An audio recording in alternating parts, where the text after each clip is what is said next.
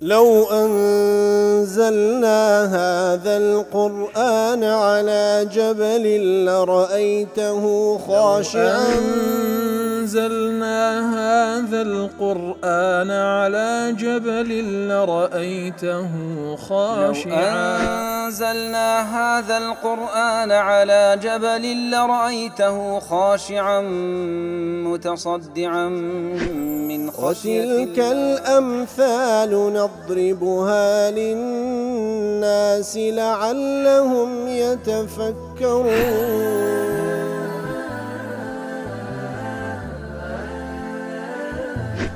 الحمد لله والصلاة والسلام على رسول الله وعلى آله وصحبه ومن والاه.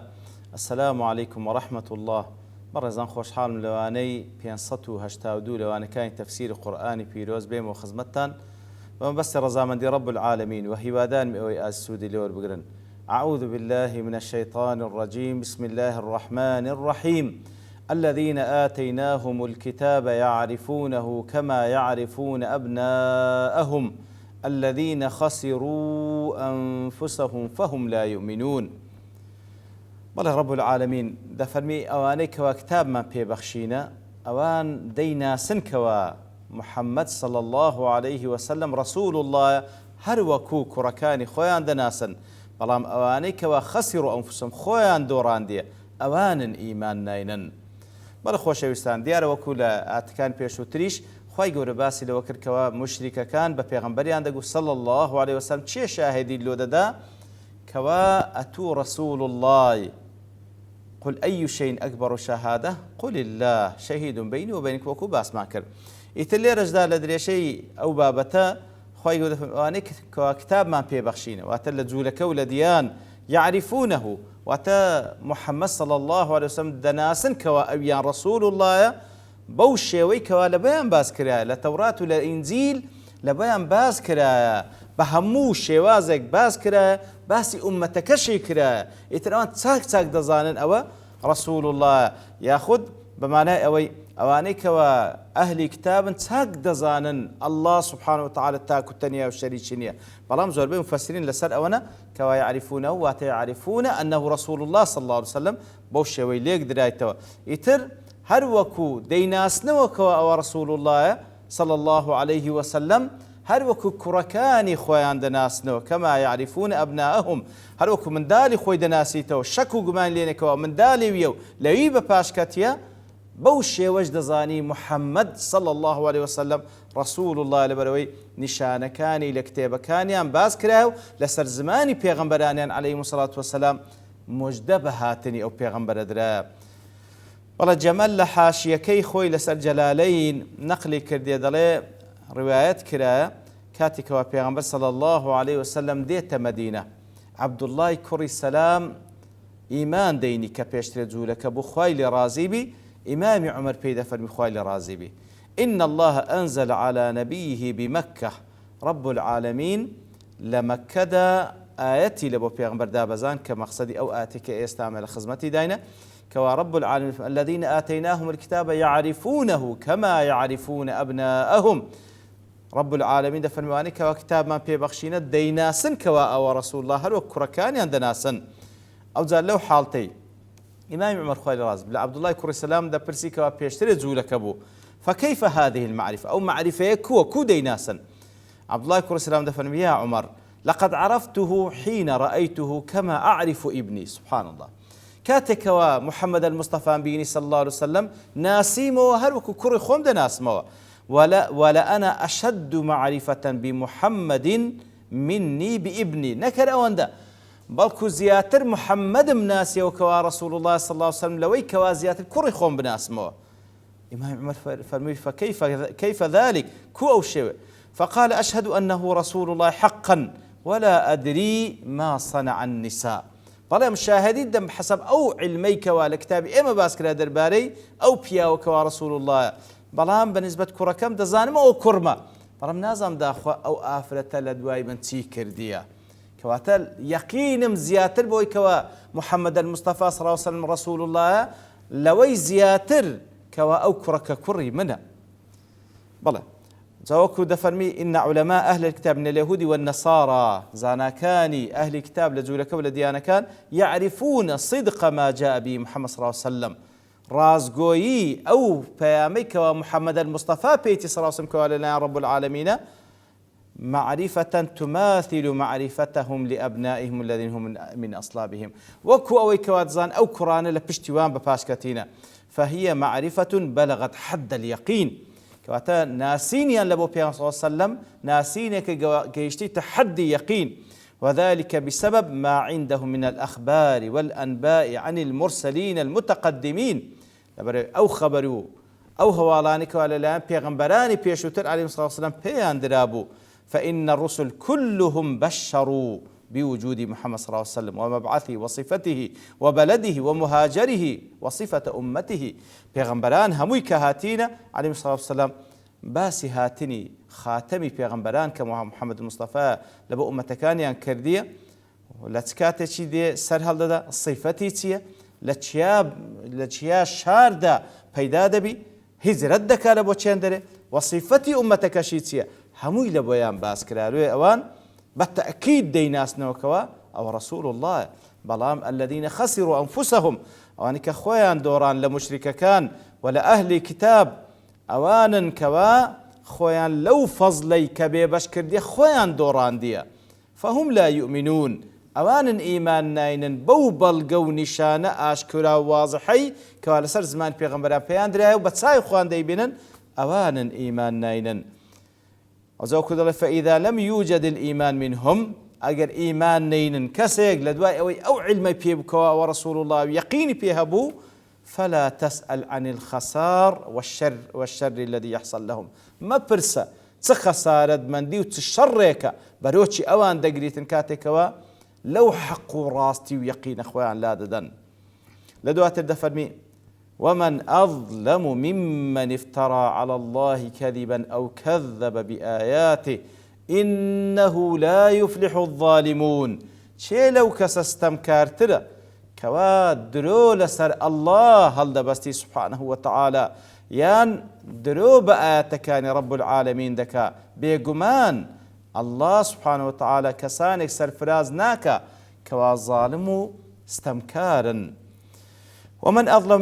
ممن افترى الله كذبا چه لو كس ظالم ترى واستمكار ترى كوا درو لسر الله هل دبستي وكو مشركة كان كدانجو ملائكة كان كسي إخوان والعياذ بالله ودانجو أواننا أو بتو سنمانا كوا تمثيل ملائكة دكا وكملائكتيش كسي إخوان تكامان لو دكا لو لاي رب العالمين ياخذ دانجو وكل سورة الأعراف وإذا فعلوا فاحشة قالوا وجدنا عليها آباءنا والله أمرنا بها كاتك وفاحشة قباحتش قوريان ذكر دانقو باب بيرانش مالسا وكاربونو خوا أمري بيكرديا سبحانه وتعالى ياخذ أو افترايك وجولك وديان لسر خوا ديكن سبحانه وتعالى شي لو كسستمكار ترى كاتك ودرودك بلام قورترين افتراء ويكوا افتراء لسر رب العالمين بكي وهلها أو كسيك وكذب بآياتي كاتا قورت شي لو كسستم كاترك وافتراء سرخوادك يان دروب آتكاني دكا دروب آتكاني دكا لو قرآني كوا نارديتي دروب آتو معجزاتكاني في غنبر دكا صلى الله عليه وسلم كوا بسحر ناوي دبا والعياذ بالله قال أو زايتر ومن أظلم ممن افترى على الله كذبا أو كذب بآياتي واتا أوي بكارهنا شي لو كسستم كاترك درو لسرخوا هالبستي يان أو تا درو بآتكاني بكا دفن كاتكوا أو أوي بكار هنايا مع أنهم جمعوا بين الأمرين مع العلم أوان هردو تشيان كردبو بتايبتي أو قريشياني كوا يكم كذب كمخاطب بآتكان أوان هردو تشيان كردبو زور كسيدي كتاوروج قامت هردو تشي دكا هم درو لسرخوا هالدبستي والعياذ بالله هم آتكانش بدرو دزانيتن تنبيها على أن كلا منهما وحده بالغ غاية الإفراط في الظلم على النفس كواتا هر يقلوانا درو كردن لسر خوا والعياذ بالله درو كردن بآتكان هر يقلوانا أو بري ظلم مستمع كسي كواديكا لبري ظلم أوي كوا كشتيق لزيقاي خوي دانني عدل ئەوەیە کە لە جێگای خۆی دایبنێ زوڵم ئەوەی شتێک لە جێگای خۆی دانێنێ تر گەورەترین زوڵم هەر یەک لەوانە بیکەی گەورەترین زوڵمە ئەدی ئەوەی کەوا هۆردوو چی بکە وقد جمعوا بينهما ئیتر لە کاتێکدا زۆربەی کافر و مشریکان هەردوو چی پێکەوە دەکەن فأثبتوا ما نفاه الله تعالى ونفوا ما أثبته ئیتر شتی وا ئیثبات دەکەن لە بۆ خوا کە خوای گەورە لۆ خۆی نەفی کردیە کەوا هیچ شەریکی نییە سبحانه وتعالى هیچ وەلەد و والید و بە هیچ شێوەیەک شەریکی نییە ئەوان ئیثباتی شتێکن کە خوای گەورە لە خۆی نەفی کردیە و هەروە نەفی شتێک دەکەن کە خوا ئیثبات کردیە لە ناردنی پێغەمبەران عەلەیهیمۇ الصلاة والسلام لە ناردنی کتێب و کەوا خاتەمەکەیان قورئانی پیرۆزە إنه لا يفلح الظالمون إنه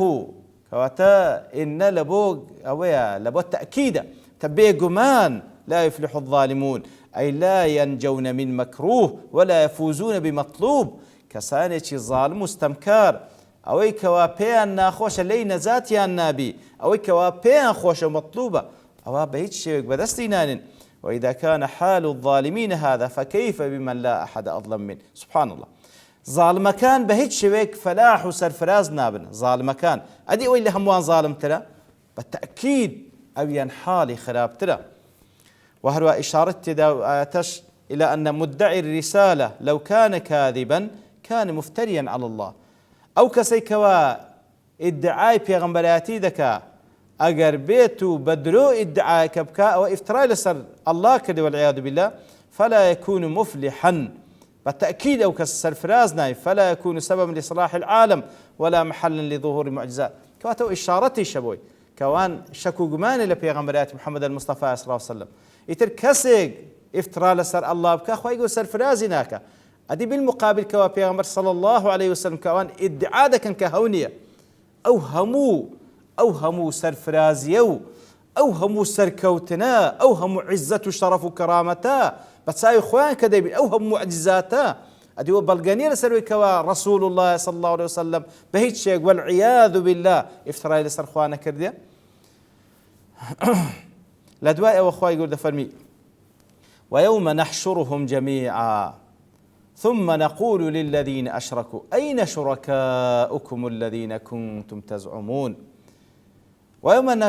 نحشرهم جميعا واتهميان كودكين وروج قيامت ثم نقول للذين أشركوا أو زبكسانك دلين كوا شريكيان لبو خواي قوري بريار دابو أين شركاؤكم الذين كنتم تزعمون كأواني كوا كردبتان الشريك كوا ادعاءتان ذكر والعياذ بالله وانا الشاني فرستنيان هي ويوم نحشرهم واتئنسوا جن وشياطين همويان بيكو كودكين وجميعا لبرتي هميان بيكو كودكات لصاحي محشر ليفتضح من لا يفلح من الظالمين مزيد افتضاح تاوكو لبيش ساوي هموان أوي كوا ظالمة أو بري حياتون حياة بتي ويظهر المفلحون بكمال الإعزاز ولو ساحي محشرش أواني كوا سرفرازو خواي قورة فلاح يعني بي بخشة لدنا والقيامة فلاح سرفرازيان بو بري فخر وشانازي وبديار بكوي بري لو روجدك هميان كودكينو إنس جن وشياطين هم كودكينو ثم نقول للذين أشركوا أواني كوا لسر شرك جياينا لسر شرك مردينا أواني كوا شاهديان دا رب العالمين شريكي هي أو دا خواي يقول لبشتاوي هم خلص بيان دفن أين شركاءكم الذين كنتم تزعمون أواني كأنقو إدعاتان ذكر شريكا كالتشين أوانا كواتا أين شركاؤكم أو كوا أنقو إدعاتان ذكر كوا شريكا لقال الله شاني فرستني هي زالير دا أين شركاؤكم نافر أين شركاؤنا والعياذ بالله أوان أصلا الله شريكينية هاوشانينية سبحانه وتعالى هاوشانيني لو يدفن شركاؤكم أوان الأصل حقيقتيان والشريكين قونا بل أوانيك ولا غير الله دا برسلين شريكي بندكان التي لبندايتي هموي بندي الله هموي بندي رب العالمين سبحانه وتعالى كواتا شركاكم لبروي شريكي قونا لبندايتي الكتي أنقو إدعاتان ذكر كوا شريكي اللهنا لأخواتي والعياذ بالله عبودية بندايتي تان لبوتان أنزام دا بل قوله تعالى احشر الذين ظلموا أجلير دا برسالك دا تبيش كاتك هەندێک دەڵن باش ئەدی خوای گەورە لە سوورەتی ئەسافات دەفەرمێ احشروا الذين ظلموا وأزواجهم وما كانوا يعبدون لێرە دەفەرمێ ئەینە شوڕەکاکم الذين كنتم تزعمون کا ئەوانەی کەوا ئەنگۆ ئیدعاتان دەکرد شەریکی خوایە کا لە چێن بەڵام لە سوورەتی ئەسافاتدا دەفەرمی خوای گەورە دەفەرمی زاڵمەکان و مشریکەکان و هاوشێوەیان و ئەوانەی دەشیان پەرست لە غەیری ئەڵڵا هەموویان پێکەوە کۆ بکەنەوە کەواتە لەوێن دەرێ واتە ئەوانەی دەپەرستراون لە حەق لە غەیری ئەڵڵا ئەوانیش لەوێ مەوجودن ئەدلۆ لێرە دەفەرمی ئەینە دەفەرمی لێرەدا مەبەست لێرەدا ئەینە شوڕەکاکم ئەی ئەینە نەفعهم وشەفاعەتهم دەی کا نەفعی ئەوەی کەوا چونکە ئەوانەی کەوا غەیری خوا دەپەرستن بەتەئکید لێ دەیان پەرستن ئیدعای ئەوەی دەکەن کەوا چاوەڕوای نەفع و شەفاعەت لەوان دەکەن دەی کا شەفاعەتی ئەوان کا نەفعی ئەوان لە بۆتان لێرەدا کەواتە مەوجودن بەڵام وجودیان کەلا وجودە هەتا خوای گەورە لە ساحەی مەحشەر ئیزنی پێغەمبەران نەدا عەلەیهیمۇ الصەلاة والسەلام لەوەی تکا بکەن تکاش پێغەمبەرانش ناتوان تکا بکەن فەکەیفە بە غەیری ئەوان کەواتە کاتێک فەرمی ئەینە شوڕەکاکم معنایەوەیە ناتوان هیچ بکەن هیچیان پێ ناکرێ ئەگەر نا هەمووی مەوجودن لە ساحەی مەحشەر لە وەڵامدا طبعا ئەوانیش وەڵام دەنەوە لەوێش دانێ درۆ بکەن بەڵام ئایا درۆ لە بۆیان دەستە سەر بەتەئکید نەخێر لەوانەی داهاتوو بە پشتوانی رب العالمین دەگەڕێنەوە خزمەت ئەو ئاتانە و زیاتر قسەی لەسەر دەکەین وصلى الله وسلم على نبينا محمد وعلى آله وصحبه أجمعين وآخر دعوانا الحمد لله رب العالمين. لو أنزلنا هذا القرآن على جبل لرأيته خاشعا أنزلنا هذا القرآن على جبل لرأيته خاشعا أنزلنا هذا القرآن على جبل لرأيته خاشعا متصدعا من خشية الله وتلك الأمثال نضربها للناس لعلهم يتفكرون